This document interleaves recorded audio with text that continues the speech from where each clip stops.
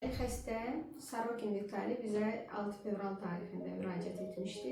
Ağır bir diaqnozla Guillain-Barré. Nəticələr göz qabağındadır.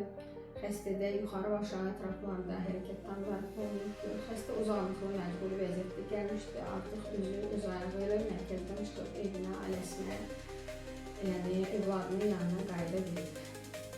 Xəstə müəssisəmizə yuxarı və aşağı ətraflarda olan hərəkət məhdudluğu ilə yeriş funksiyasının tam itirilməsi şikayətləri ilə daxil olmuşdur.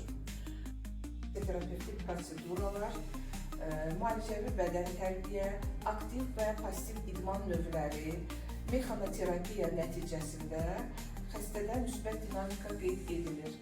Hal-hazırda xəstə özünü yaxşı hiss edir, göründüyü kimi sərbəst yeriyir. Sanator kurort reabilitasiya mərkəzinə daxil olduqda səhətim çox pis vəziyyətdədir. Bir az əllərim işləyirdi, amma qaşıq belə tuta bilmirdim. Və bəzən əllər arabasında olan xəstələrə baxıb həsəd apardım. Düşünürdüm, görəsən mən də hasansa heç olmasa əllər arabasına otura biləcəm.